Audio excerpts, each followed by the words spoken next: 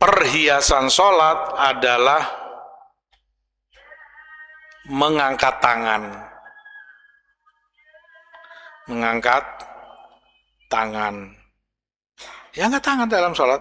Allahu Akbar. Allahu Akbar. Mengangkat tangan ini itu perhiasan sholat.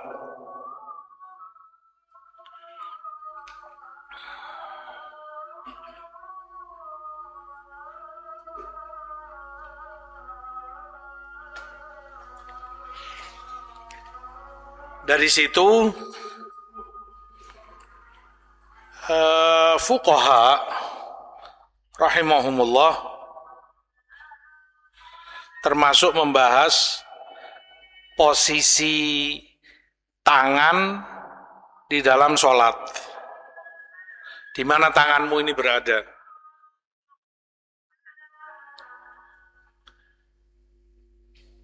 Hadis atau sebelum itu mereka sebutkan yang paling sempurna, dan itu madhab Imam Ahmad, Hanabilah, berada di pusar atau di atas pusar sedikit. Posisi tangan kirimu, tangan kananmu di atas tangan kirimu.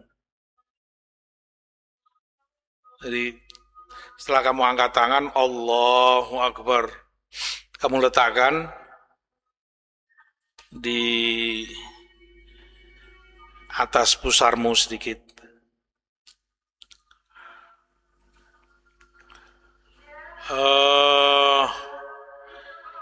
Mereka sebutkan itu satu, agar menyelisih sholatul Yahud. Karena Yahudi, dan ma'ruf memang sampai sekarang, Anda bisa cek, kalau sholat, mereka sholat, mereka letakkan tangan kanan mereka di atas tangan kirinya di dada. Yahud sholatnya meletakkan tangan kanannya di atas tangan kirinya di dada. Ya begini sholat mereka. Sementara kita, antum tahu, ma'ruf dalam syariat diperintahkan menyelisih ahli kitab, banyak sekali. Itu ma'ruf dalam banyak hal, termasuk perintah untuk melebatkan, membiarkan jenggot. Selisih Yahud karena mereka memotong, mencukurnya, banyak perkara lah. Nah, termasuk ini. Subhanallah, nggak lama beberapa waktu lalu, nggak sengaja, bukan sedang nyari, nggak sengaja lewat sedang apa istilahnya men-scroll di media sosial, ada postingan ya mungkin dari grup sana, orang-orang antum tahulah yang benci dan musuh sama dakwah ini. Dia katakan, dia sedang mencela salafiyin, yang dia bidik salafiyin. Ini loh orang-orang Wahabi, lihat sholatnya, dan dia buat dua gambar disandingkan itu.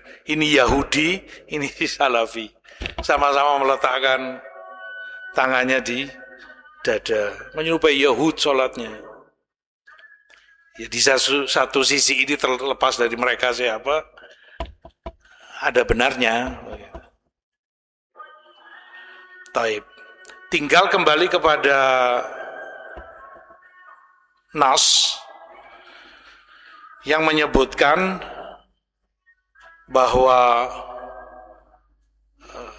diperintahkan atau Rasul SAW meletakkan tangan kanannya di atas tangan kirinya fi sadr, kana yadha'u yaminahu ala yasarihi ala sadr. Beliau letakkan tangan kanan di atas kirinya di sadr. Sengaja enggak saya terjemahkan ke bahasa Indonesia. Dari sini mungkin muncul kekeliruan. Sadr, dada ini. Padahal bukan demikian yang fuqaha fahami. Sodr di situ bukan dada, tapi sodr dalam bahasa Arab lawan dari zohr. Zohr itu belakang, punggung kamu. Maka semua yang di depan kamu ini namanya sodr. Sama kalau dalam syair, kamu tahu kan syair ada potongan di sini, ada potongan di sini. Ini kosong kan gitu. Penulisan puisi dalam bahasa Arab. Ini disebut sodr, ini disebut muakhar. Ini sodrul bait, ini muakharul bait. Ini yang di depan, ini yang di belakang. Asyahid, sodr di situ lawan dari zohr. Maka yang di depan ini namanya sodr. Bukan sodr dalam bahasa Indonesia. Yang berarti dada. Tidak hanya dada di situ. Depan semua ini. Ya orang harus koreksi. Subhanallah. Betul apa yang ulama sebutkan. Orang semakin bertambah ilmunya, semakin bertambah tahu kejahilannya. Semakin tahu kalau diriku ini jahil. Bertambah keilmuannya. Dulu mungkin orang menganggap ini paling sunnah. Cenderung bahkan menyalahkan atau apa ya, yes, ngelihat orang tangannya di pusar itu kayak disepelekan, wah nggak ngerti sunnah ini, menyalahi sunnah ini. Dan itu yang lebih benar. Itu mazhab Imam Ahmad dan banyak fuqaha. Ya orang lebih berhati-hati dalam mendidik kita untuk lebih fuqaha. Subhanallah, penting untuk orang itu memandang penjelasan para ulama. Di situ istilahnya cakrawala keilmuan dia lebih luas. Sehingga tidak saklek, tidak stressing. Aku dalam satu masalah yang di situ longgar para ulama. Ala kulli hal, itu pembahasan zina.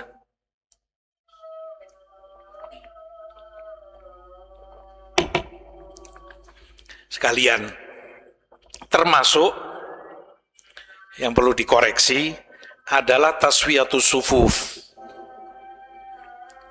Meluruskan dan merapatkan shaf. Baik. Ya, yang terbiasa kita lihat, ikhwan, ya karena semangatnya di satu sisi mau menjalankan sunnah, dia harus rapatkan kakinya ke kaki saudaranya kanan dan kirinya.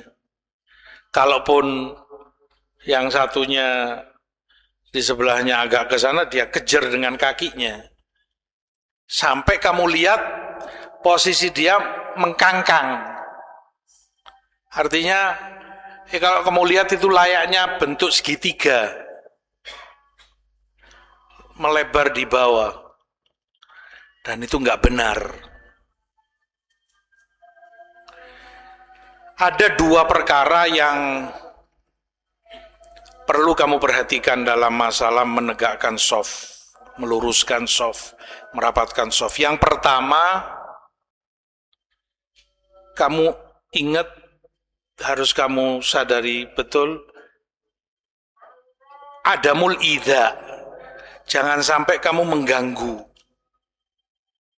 mengganggu saudaramu yang di kanan dan kiri.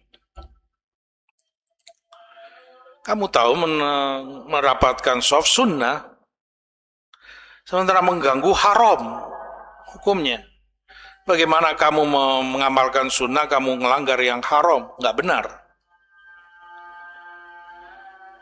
Kayak orang berusaha pingin mencium Hajar Aswad.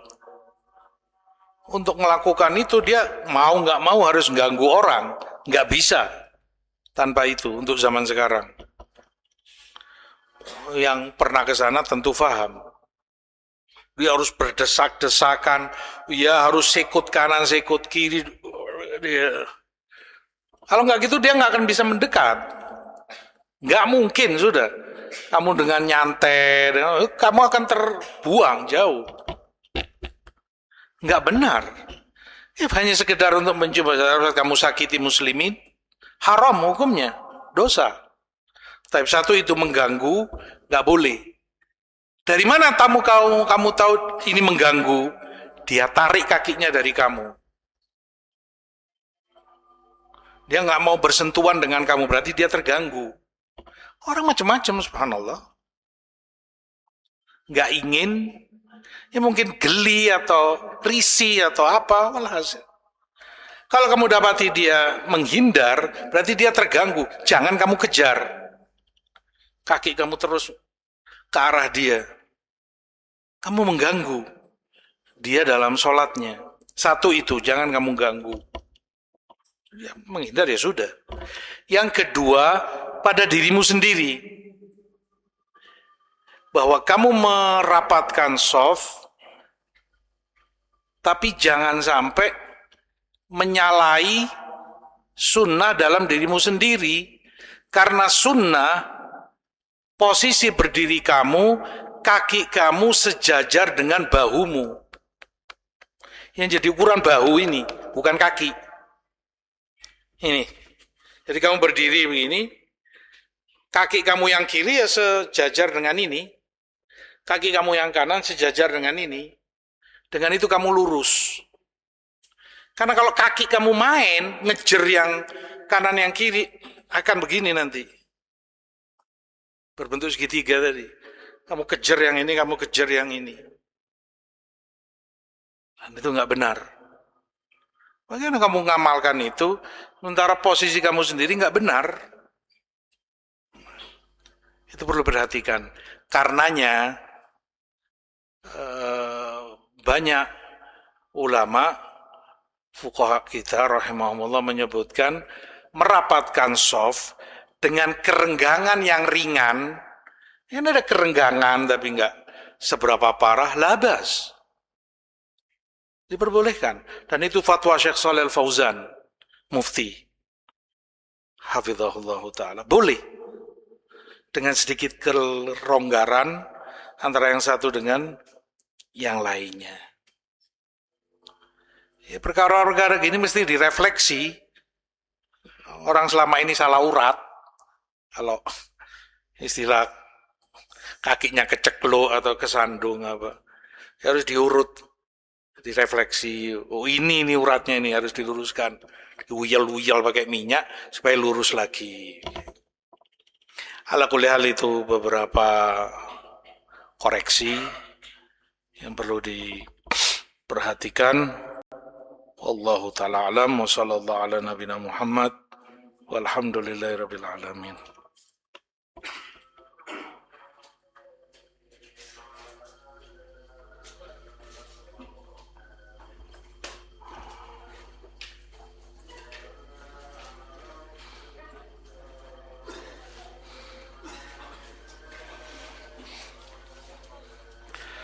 Ada sedikit mumpung sekalian penting, riwayat dari Umar bin Al-Khattab radhiyallahu an, "Idza wasa Allah 'alaikum fa'ausi'u 'ala anfusikum." Kalau Allah beri kelonggaran rizki, ya, Allah mudahkan bagi kalian, maka ya longgarkan untuk diri kamu. Pakai begitu rizki yang Allah berikan padamu. Lalu Umar katakan terkait sholat, jama'a rajul alaihi thiyabahu. Gunakan pada pakaian sholatmu rizki itu. Shalla fi izar warida. Dia bisa sholat menggunakan izar, pakaian bawah, dan rida, pakaian atas.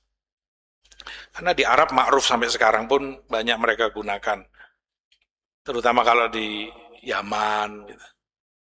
Pakaian atas, yang bawah semacam sarung, Mereka bilang futah, pakaian bawah.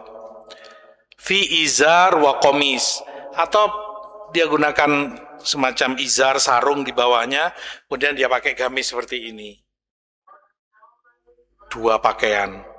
Fi izar wa kuba, atau itu pakaian izar plus kuba, pakaian atas mulai menutupi kepala sampai tengah badannya. Wa fi sarawil warida, atau itu sirwal, sarawil yang lebar, dan pakaian atas. Fi sarawil wa komis, atau itu sarawil bagian dalamnya lalu ditutup dengan gamis. Fi sarawil wa koba, atau sarawil bawah dan koba atasnya. Wa ahsabuhu qala fi tubban wa komis, atau komis dengan penutup kepala semacam peci atau yang semisalnya. Wa komis fi tubban wa rida, atau double 3, gamis, tubban dan rida. Fi tubban wa kuba, atau tubban dan kuba atasnya. Hadis atau athar Umar diriwayatkan oleh Bukhari juga Daruqutni dalam sunannya. Ala kulli hal, athar Umar menunjukkan orang kalau bisa, rezeki Allah berikan, jangan hanya satu lembar pakaian saja, misalnya gamis ini aja. Sementara dalamnya kosong, tidak ada apa-apa, wala kaos, wala sarung, wala celana. Itu yang dimaksud. Jadi semakin itu perhiasan, semakin afdol. Itu yang Umar maksud. Kamu pakai sarung atau celana, sarawil, gamis, atau pakaian atas, macam baju koko, baju takwa, lalu penutup kepala, entah itu peci atau imamah, atau yang semisalnya. Semakin itu perhiasan, semakin afdal kamu menghadap Allah Subhanahu wa ta'ala. Khudhu zinatakum inda kulli masjid. Gunakan perhiasanmu setiap kali kamu sholat. Wallahu alam. Sallallahu alaihi wa sallam. Walhamdulillahirabbil alamin.